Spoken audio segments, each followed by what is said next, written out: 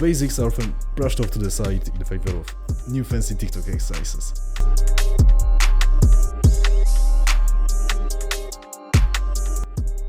Yeah, but I think there is a better way, a proven way. So without further ado, here are the only 7 exercises you need. Oh, and at the end I will give you 2 workout plans based on proven exercises. Starting with the Dorito maker, which everyone seems to call pull-ups for some reason. In any case, this exercise seems to be timeless, and for a good reason. No matter how strong you are, pull-ups will be a challenge. That's why everyone loves them, and hates them at the same time. Here's how you adjust the difficulty to you.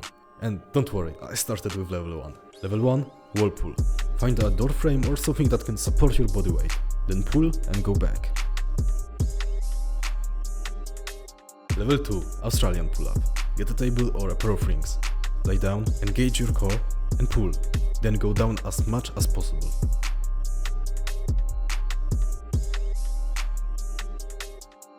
Level 3, negatives. Jump to the bar, or rings in this case, and lower yourself slowly. Everyone that I knew did this and eventually got to the classic pull-up. And finally, level 4, classicals. You do this once you develop the strength to pull yourself up, then lower with control. But wait, there is more. Level infinite, weighted. If you do this, I guarantee you will have a mighty back. And now let's go straight to chest exercises. Some serious pecs can make or break your physique. I mean, ask Henry Cavill.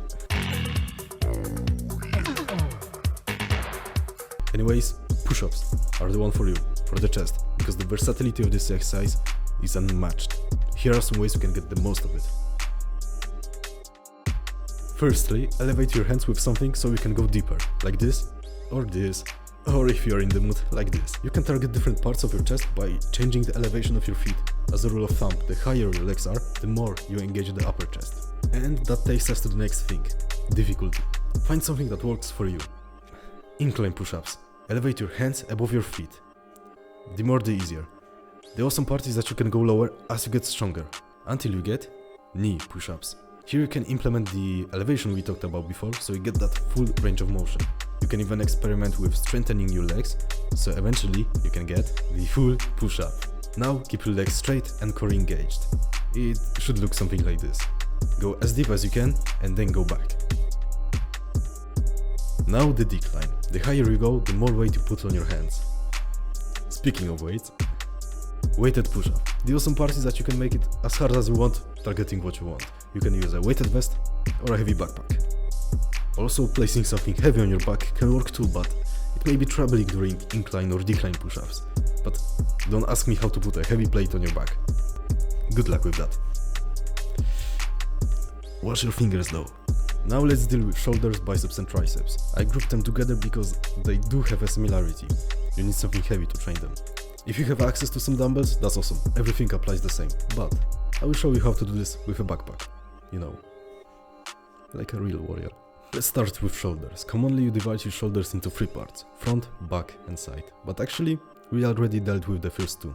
Front delts with push-ups and rear delts with pull-ups. So we are left with side delts. And for that, we'll be doing side raises. Proven time and time again, they just work. So grab your back and stuff it with heavy stuff. And raise the back to the side. You can't hold onto something for stability. And yes, pumping out some half reps when you can't do a full one is also great. Alright, now for the triceps. Take the back and hold it behind your head like this. Then extend your arm.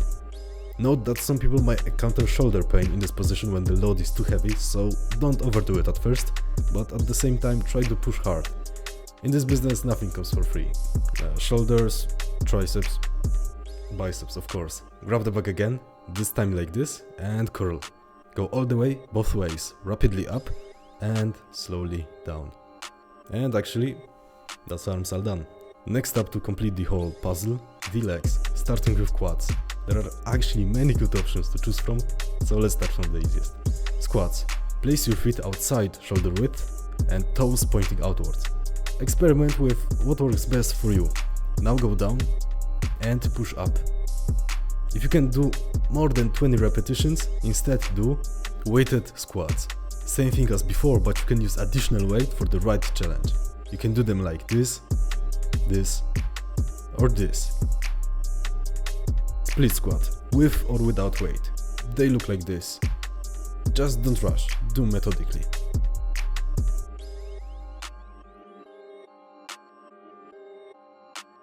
Bulgarian split squat. This is a serious one, so brace yourself. The only difference actually from the previous thing is that you elevate your foot onto something. And here are some ways you can add weight.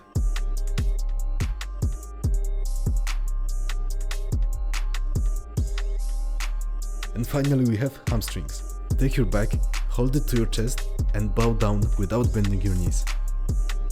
A couple of other options you can try. Bag on your back, Romanian deadlift with bag, dumbbells or barbell. This is already gym rat level stuff and for a good reason. These exercises have been proven time and time again. And for the promised workout plan, here are two options. The first one allows you to rest a bit longer so you can push harder, and the second one is more time efficient, but more demanding. Now do them as many or as little as you want. I found that 3 times a week works best for me, but do what suits you. Oh, and don't be afraid to change and play with these variables as you see fit. My advice would be to add one set if the next day you feel like something wasn't hit hard enough, or remove one set if it was simply too much. Thank you very much for watching. We just made some serious steps towards equilibrium.